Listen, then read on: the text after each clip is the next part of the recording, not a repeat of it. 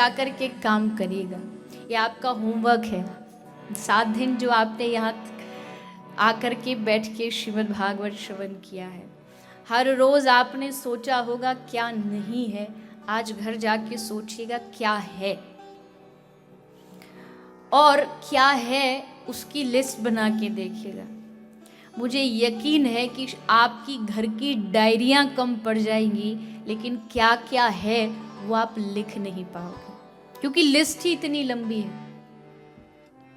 बहुत से लोग रोते हैं ना, हाय मैं बर्बाद हो गया, लुट गया, लॉस में चला गया।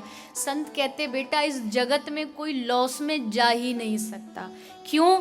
क्योंकि जब दुनिया में आए थे तो एक जोड़ी कपड़ा भी नहीं था, यानी जन्म के बाद जो मिला सब प्रॉफिट ही प्रॉफिट है, लॉस किसी का नहीं है।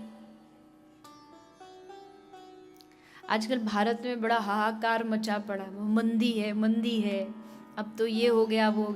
एक मारवाड़ी आके बोला कि आजकल तो धंधे का ये हाल है कि मैं ऊपर पहाड़ पे जाके आवाज लगाऊं ना, कहूँ धंधा धंधा, तो नीचे से इको में आवाज आएगी मंदा मंदा।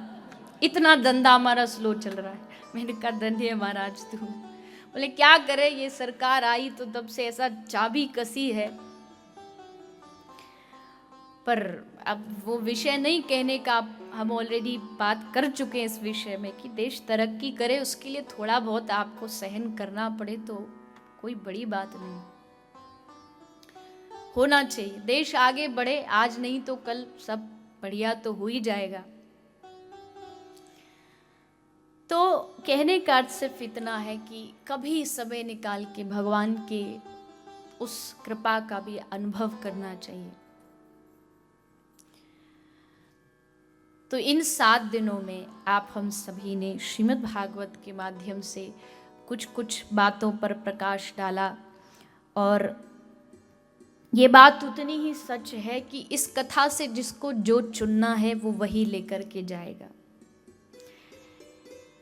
आप हम सब आज कथा के 7वें दिवस पे कथा की सार और श्रीमद् भागवत के कुछ और जो प्रसंग शेष बचे हुए हैं उनका श्रवण पान करेंगे।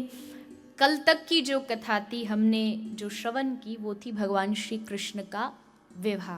किनके साथ?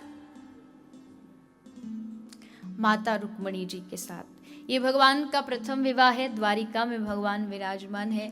कल गए जाके प्रसाद पा रहे थे तो महाराज जी बोले कि ठाकुर जी भी देखो ब्रज छोड़ के द्वारिका आ गए। अब गुजरात वाले तो यही बोलेंगे, अपनी स्थान की बड़ाई तो होनी होनी है, लेकिन उस समय तो महाराज जी मैंने कुछ कहा नहीं, पर अब बता दूं कि क्यों गए ठाकुर जी ब्रज छोड़ के द्वारिका। मालूम है किसी को? ये देखो, ये पक्के महाराज जी आगे ठाकुर जी आपको लगता ब्रज में ही बुलाने वाले हैं। जब किसी व्यक्ति के पास कर्जा बढ़ जाए ना तो क्या करता है? भाग लेता है। भारत में भी आजकल प्रेजेंट में 1-2 उदाहरण आपको मिले होंगे सुनने को, नाम लेने की जरूरत नहीं, आप समझदार को इशारा काफी है। जब कर्जा बढ़ जाए और उसकी सामर्थ्य नहीं वो दे सके तो क्या करता? अपना झोला वोला बांध वहां से खिसक लेता कि भाई चलो, नहीं तो हमको ये सारे पकड़ेंगे। ठाकुर जी को इतना प्रेम दिया ब्रजवासियों ने कि भगवान ने सोचा बदला कैसे दे, वापस कैसे दे, तो अपना लोटा सोटा लेके द्वारिका पहुंच गए। कर्जा दे नहीं पाए ठाकुर जी। ये ब्रज वाले मानते हैं, अब आप गुजरात वाले कुछ भी मानो, आपकी मर्जी। हम ब्रज वाले तो यही मानते कि ठाकुर से कर्जा दिया नहीं गया, चुकाया नहीं गया तो भाग लिया वहां से।